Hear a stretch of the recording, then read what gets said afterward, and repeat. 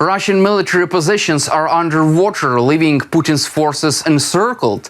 Meanwhile, US is set to roll out another round of sanctions against Moscow. What is the latest on the impact of Ukrainian strikes on Russian forces, and what could this spell for Putin's already strained wartime economy? Over the weekend of October 25-26, Ukrainian forces executed drone strike on the Belgorod Dam in Russia's Belgorod region. The operation, confirmed by Major Robert Brody, commander of Ukraine's unmanned system forces, resulted in a drop in water level. The strike has disrupted Russian military positions in the area, affecting forces near the town of Vovchansk. Major Brody reported that the strike was carried out by the birds of the mother unit. According to Brody, the strike has caused significant flooding in the area, complicating Russian military logistics and operations. He noted that Russian troops are reportedly uncomfortable in their positions near the village of Rafivka due to the flooding. The Belgorod Reservoir Dam breach has had strategic implications for Russian forces. Russian sources report that the flooding has affected several military positions, including those of several military Russia's brigades, which were operating in the Volchansk direction. The flooding has disrupted supply roads and bridge crossing, leading to a breakdown in communication between isolated Russian units and the main forces. Additionally, a battalion from the 82nd Motored Infantry Formation has lost combat readiness and has been withdrawn for replenishment. Following the strike, Russian authorities have issued evacuation warning for residents. Governor Vyacheslav Gladkov confirmed that the dam's structure remains intact, but warned that further attacks could lead to flooding in nearby settlements, including Shebekin and Bezludivka. Approximately 1,000 residents have been advised to evacuate to temporary accommodations in Belgorod.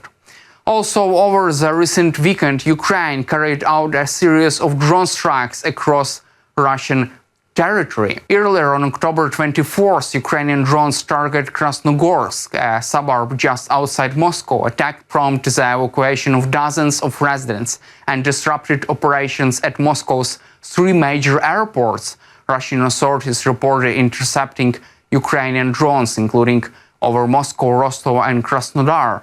The operation was part of a larger overnight drone campaign that also caused power outages for roughly 1,000 residents. In a related strike on October 18th, Ukrainian drones hit the Vashkania electric substation in Russian Ulyanovsk Oblast, over 900 kilometers east of the Ukraine-Russia border. The attack caused a fire at the substation, which is a key component of Russia's power transmission network, highlighting Ukraine's ongoing strategy of targeting critical energy infrastructure. In response, Russia launched also missile drone assault on Ukraine's energy sector on October 15-16. Operation involved 300 drones and 37 missiles aimed at gas facilities and other infrastructure. Ukrainian air defenses intercepted many of those missiles, and also some targets were damaged, impacting energy facilities in Kharkiv and Poltava regions. Meanwhile, US is preparing to impose new economic sanctions on Russia if Vladimir Putin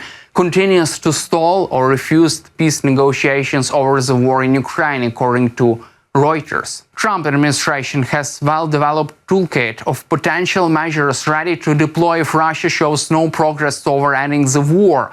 The options include tougher restrictions on Russia's banking and energy sectors and a renewed push for European allies to use frozen assets. A separate briefing by Guardian on Sunday said that US is moving further sanctions on Russia that could hit its banking sector and possibly all transportation infrastructure.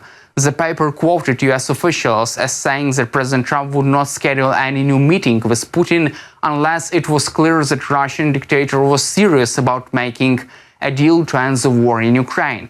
Associated Press also reported that the latest round of sanctions announced last week already targets two of Russia's largest oil companies, Rosneft and Lukoil, as a part of efforts to choke off Kremlin's revenue. Associated Press noted that future steps could expand to secondary sanctions on foreign banks and refineries that continue doing business with Russian entities. European allies appear to share US stance. French President Emmanuel Macron said earlier this month that the US and European Union stand ready to impose further coordinated sanctions if Russia continues to block peace efforts. The administration message, analysts say, is that sanctions will remain a central tool of US foreign policy to pressure Putin to come to the table rather than to collapse Russia's economy outright. Meanwhile, US Treasury Secretary Scott Bessent has strongly criticized the visit of Russian envoy Kirill Dmitriev to Washington, describing it as a calculated attempt by Moscow to undermine Western sanctions rather than a genuine effort to end the war in Ukraine. Dmitriev, who heads Russia's Sovereign Wealth Fund, is regarded as one of Putin's closest allies, traveled to the US for what the Kremlin called an outreach mission. Trip drew immediate concern among US and European officials, who argued that it was part of a wider strategy to erode sanctions unity. According to officials familiar with this assessment, Bessent viewed Dmitriev's visit as a coordinated information campaign designed to portray Russia as open to negotiation while continuing its military operations in Ukraine. US analysts and Ukrainian diplomats have made similar claims, describing the mission as an effort to gain political and financial leverage abroad. The Treasury Secretary has also rejected Dmitriev's assertions that US sanctions have had no impact on Russian economy. Treasury data shows that Russian oil revenues have declined sharply after the recent sanctions. Inflation has risen about 20% and overall economic growth has stagnated. Officials believe the cumulative effect of restriction on energy, banking and technology is beginning to limit Moscow's ability to fund the war. Bessent has said privately that the latest round of sanctions imposed on October 22nd is intended to intensify financial pressure on Kremlin by targeting its two largest oil producers, Rosneft and Lukoil. The Treasury views the sanctions not as a symbolic but as a key element of US strategy to constrain Russia's wartime machine. Analysts of the US Institute for the Study of War and others have echoed Washington's interpretation, arguing that Dmitriev's visit fits a broader pattern of Russian outreach intended to weaken Western resolve. Ukrainian officials have described the trip as a public relations exercise rather than a step toward peace talks. Meanwhile, a recent Wall Street Journal report reveals that earlier this year, analysts at the State Department's Bureau of Intelligence and Research expressed skepticism about Vladimir Putin's readiness to negotiate an end to the war in Ukraine. The assessment diverged from the more optimistic view of the Central Intelligence Agency, which saw potential openings for dialogue. According to the report, Department of State's analysts highlighted Putin's public statement emphasizing Ukraine's demilitarization and denazification as evidence that he was unlikely to abandon these demands. These concerns were communicated in briefings and included in the president's daily brief, shaping the intelligence available to US policymakers ahead of the Alaska summit. The report notes that following this dissenting assessment, several INR personnel were reassigned during a departmental reorganization. White House and State Department said moves were related to staffing and security requirements and did not target the Russia-Eurasia group. Some former officials expressed concerns that such changes could undermine the independence of intelligence analysis.